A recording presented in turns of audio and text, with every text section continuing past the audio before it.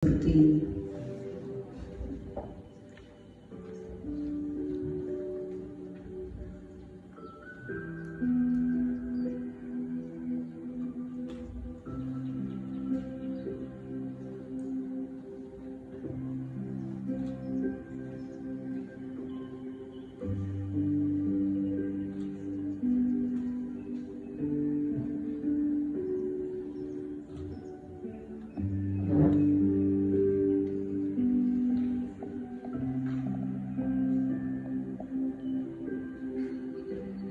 Това бяха 2 минути.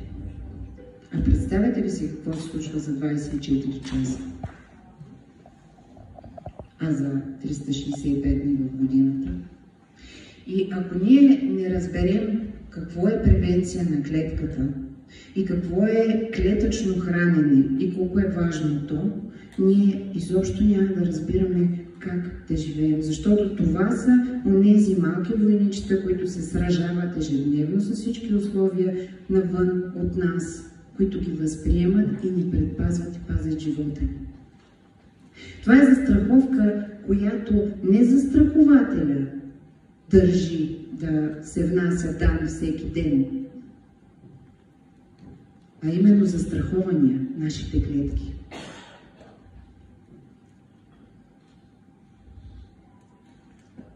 Ето е превенцията на клетката.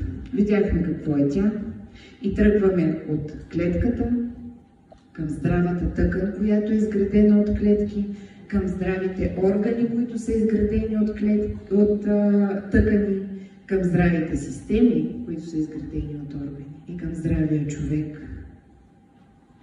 Това се нарича превенция на клетката. А от какво има нужда тя? Да работи всеки Божий ден, да се случва всичко това, което видяхме преди малко на екраните си. Знаем всички. От БМВ. Белтъци, мазнини и въглехидрати. Нали така? Които се разделят, които нашето тяло, нашите клетки успяват да разфасоват на микро и на нанонутриенти, които всички познаваме. Витамини, минерали, ензими и така нататък. И бащата на медицината си го е казал: и нека храната бъде вашето лекарство. И е бил прав преди 1000 години.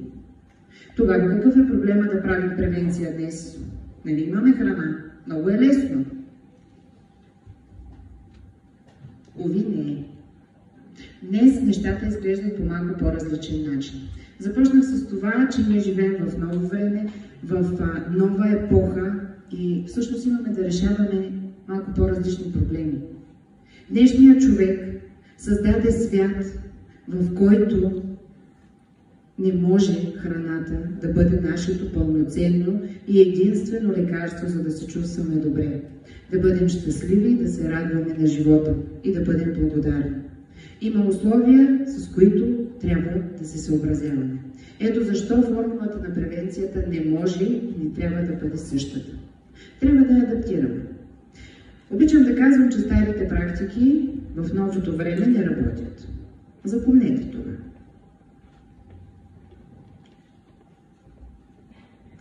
Защо се разболяваме? Световната здравна организация го е казала и го е показала. Ето ги накратко причините. 65% от причините за това ние да носим някакви диагнози, да не се чувстваме добре, са нашите навици. Супер! Значи променяме навиците. 15% генетиката. 10% медицински грешки, 10% екология. Върху тях няма как да повлияем, но върху навиците си можем да повлияем, значи също решаваме проблема. Спираме вредните навици, ще пипнем от тук, от там менюто, ще пием малко повече вода, ще вземем пък поне 2 дни в седмицата да се раздвижим и ще решим нещата. Да, и това го е казал Хипократ. Болестите го преклитат като гръм от ясно небе. Само че отново, това няма как да реши днешните ни проблеми. Ако това е така, то означава, че ние трябва да направим само едно. Да поемем отговорност за здравето си. И както каза Аня преди малко, имаме право на избор. И то е лично наше и ние с него се раждаме. Така че можем да си изберем дали да останем от страната на здравето или да останем от страната на линейката. Искам ми се да приключа до тук и това да е превенцията. Да, но не. Имам известни затруднения с устройството. За съжаление, нещата стоят така.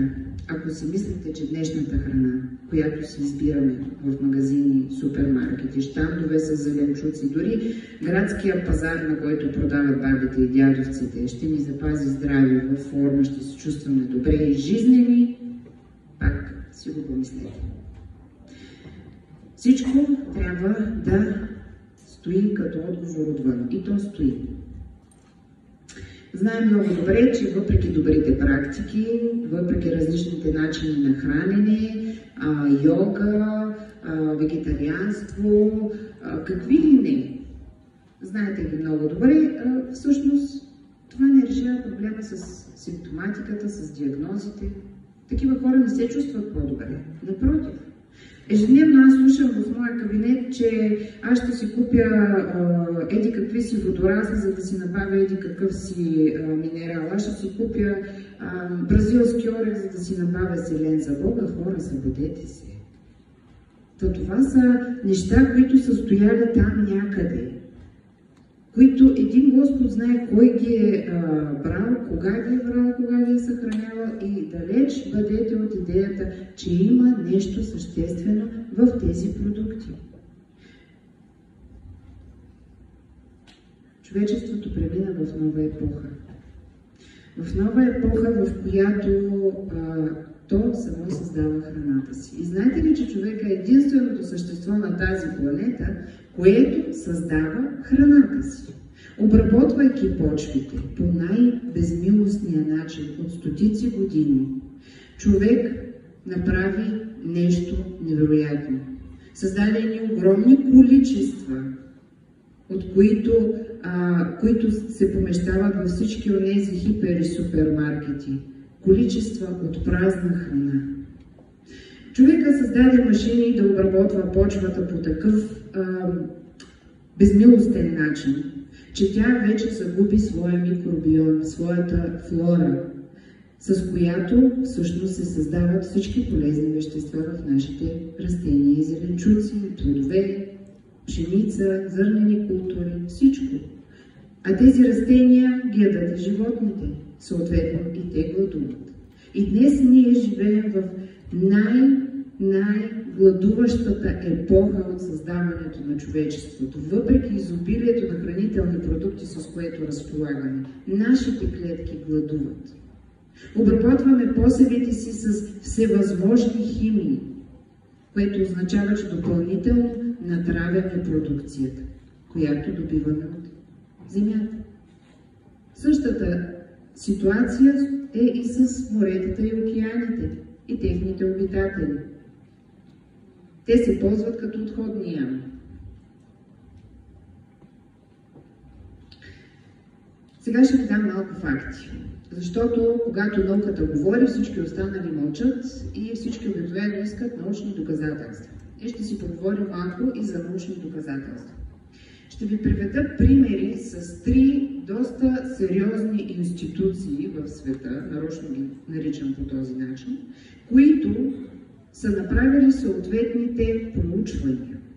Пред вас стои една таблица на Националния институт по хранене в Индия.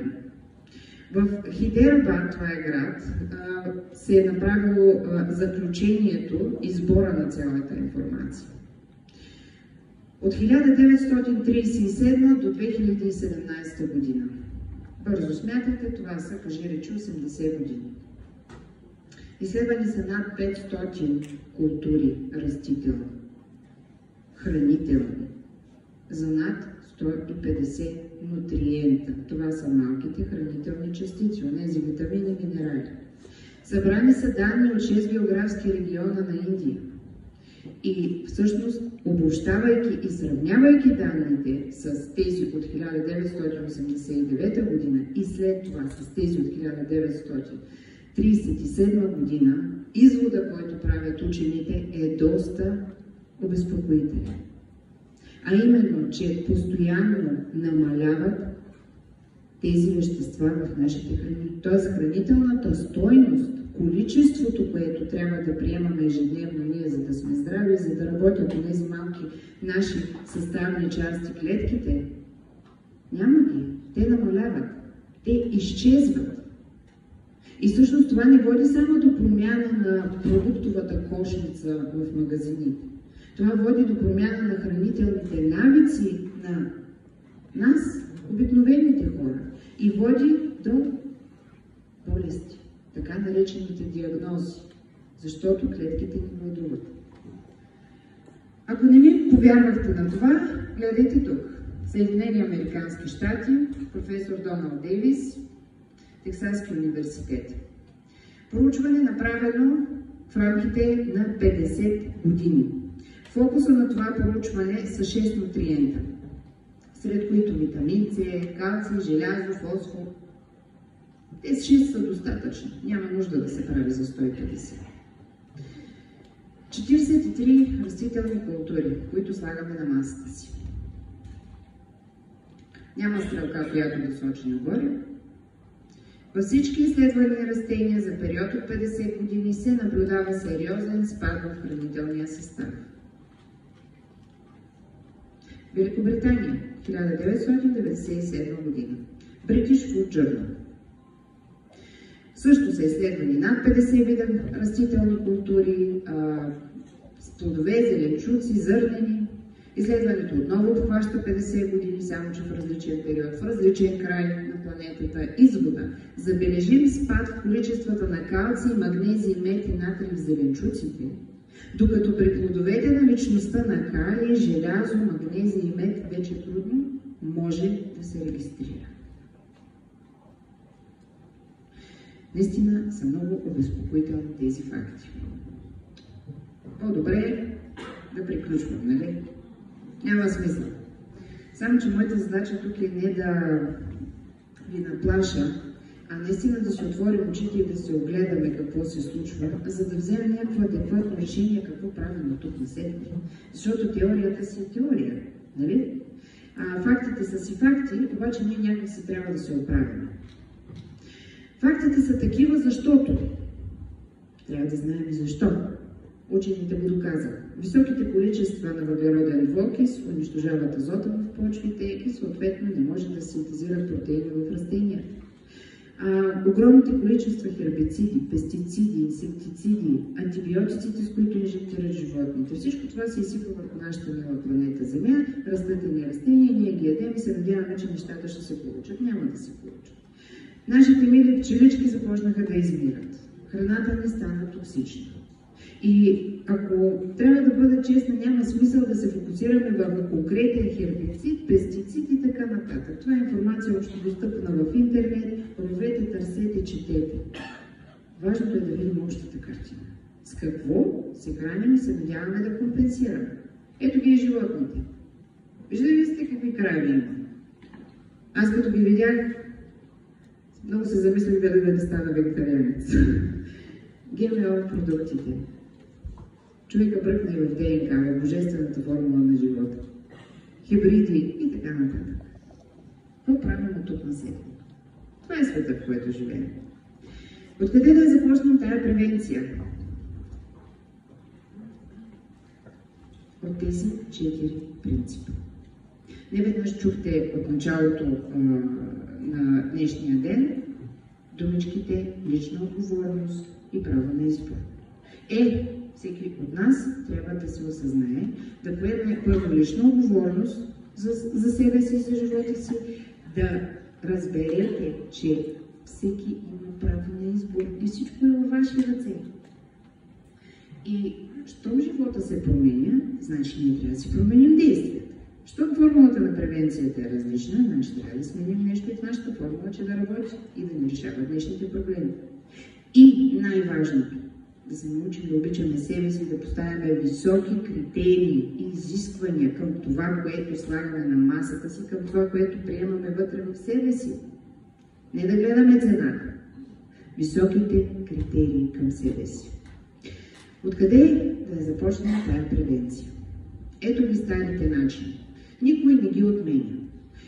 Здравословният начин на живот започва първо с това да се движим повече, да приемаме достатъчно количество вода, да се храним с позитивна, качествена информация, да се смеем повече, да се радваме на живота, да сме благодарни за всичко, за всеки ден, в който си отваряме очите и чакаме приключението да започне. Надъхани като малки деца. Това никой не го отменя, но това, както казах, не стига. Повечето от учениците на Нова ера, училището за живота Нова ера, които са тук, мисля, че са присъствали преди около 5 години в Арбанаси, когато моят любим ментор по здраве, доцент доктор Мария Папазова, изведе ето тези критерии за избор на хранителни добавки, а съответно това са критерии и за избор на храна. Тези от вас, които са новички, могат да се запознаят с тях днес. А именно, храната да е God-made, да е природен продукт, да няма човешка ръчичка, която да е отглеждала в епроветка нещо или да е слагала някакви химийки, за да се получи от риба слон.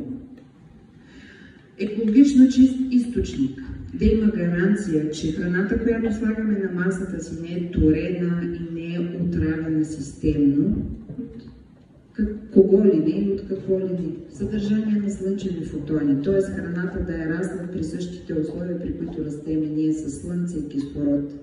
Много малък размер на частиците, за да може нашите клетки да ги усвояват. Комплексен състав от над 150. Защото знаете ли, че дори да пиете витамин С и той да изпълнява над 150 функции в тялото, много важно. Вземете, направете 10 ястия с сирене, обаче ако имате само сирене, няма да стане, нали? Патент, задължителни сертификати за качество. Да имаме някакви гаранции. Грамотната превенция днес идва именно от Нова ера. Защото и само единствена компания Нова ера направи онзи съюз, онова бракосъчетание между грандиозните биотехнологии, с които разполага човечеството днес, и мощностите, силата на майката природа. Как? Като запази чрез тези биотехнологии, запази качеството на природата вътре в тези хранителни продукти. Защото това не са хранителни добавки, а са реално хранителни продукти, които са способни да захранват всяка наша клетка пълноценно.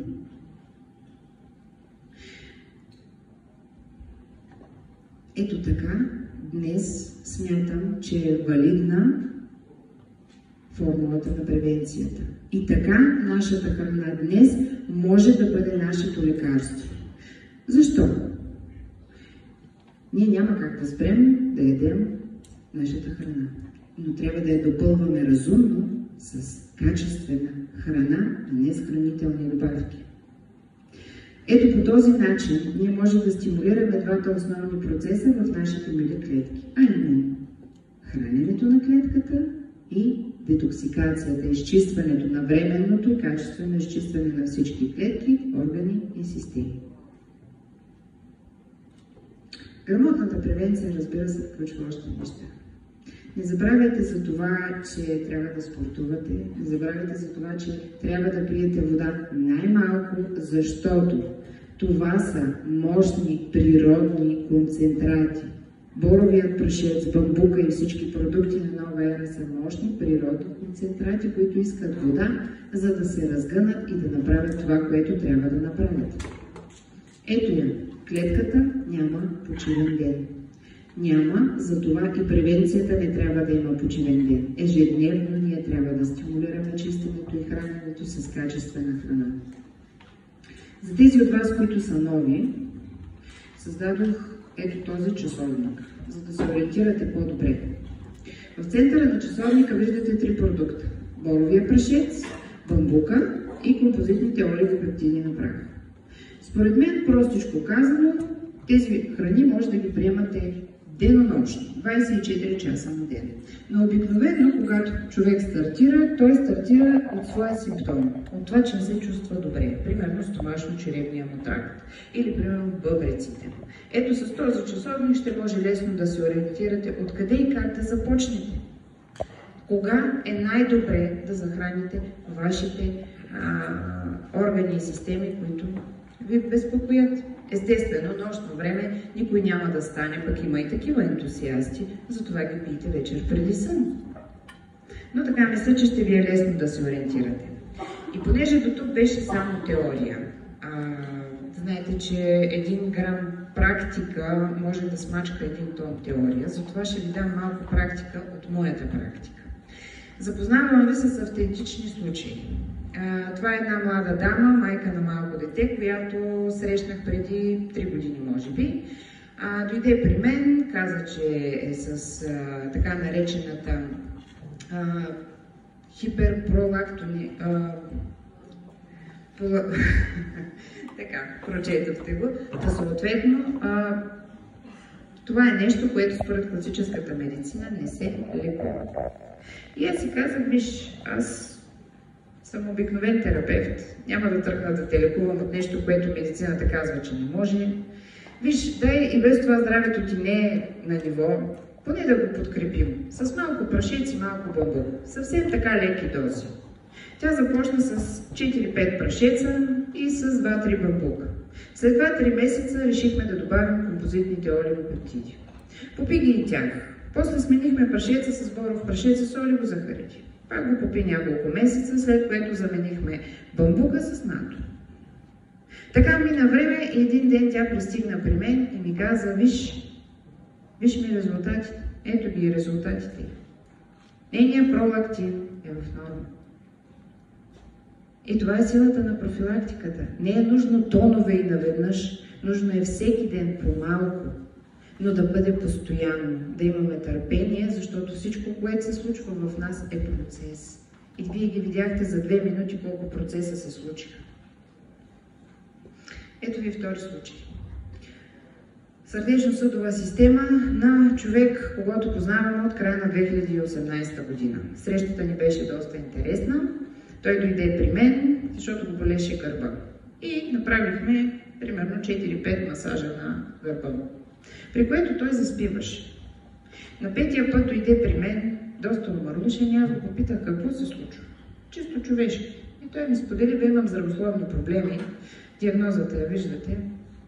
С една дума, сърцето ми спира. На мен ми се изправи косата. Ами ако това сърце беше спряло, докато той лежи на кушетката ми, представете ли си? Сега нямаше да стоя тук пред вас, ще да съм в затвора. Тогава много ми домъшня за него, защото наистина е такъв жизнен хубав човек. И му разказах за нашите продукти. Той обаче каза не. Направиха му коронарография, даже преди Коледа ми каза, сигурно няма да се видим повече никога, беше готов да си ходи от този свят. Мина се нова година, дойде февруари, тогава отново Мария Папазова дойде в Търново, в хотел Полярски и направи лекция.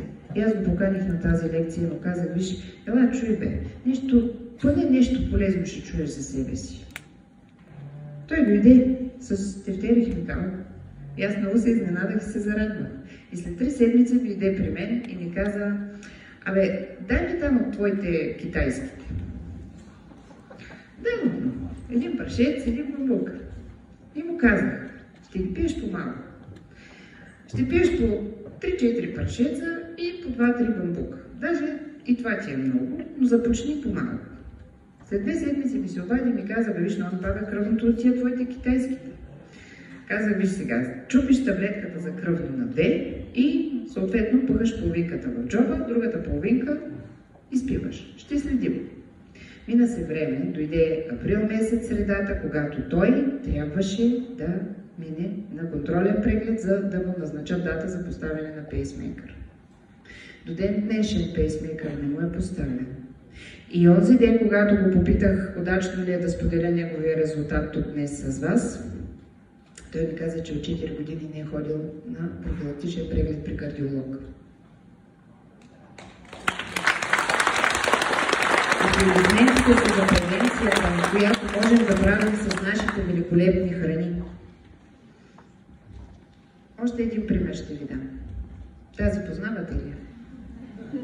Няма да съм многословна. Навсякъде го има моя резултат. Аз ги почнах на майтап.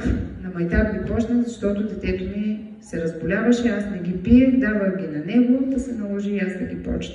И ги пия, както казва една моя любима партньорка из Кръчулашка, на дискотека. Тук има, тук няма, днеска, утре и така нататък. В един момент аз започнах да се чувствам по-добре, по-жизнена, енергична. Имах хроничен синузит от 20 години, имах проблеми с ставите, имах проблеми с зрението, пък да не говорим за наднорменото тегло.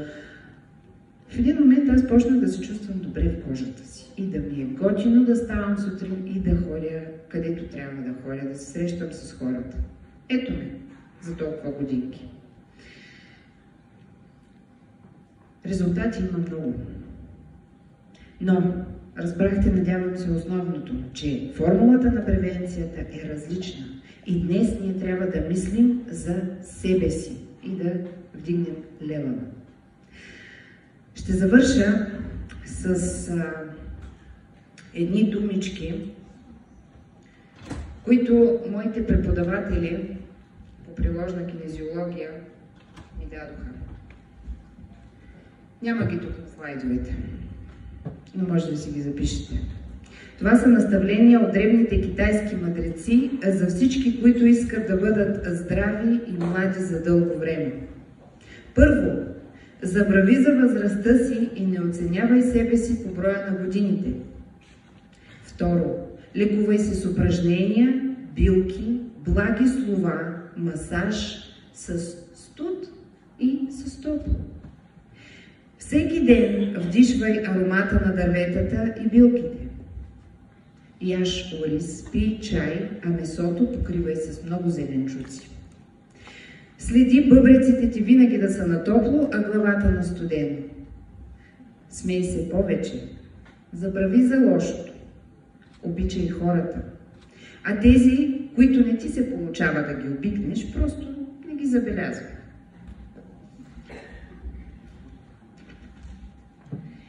И винаги помнете следното. Ти си защитен, ако си мек.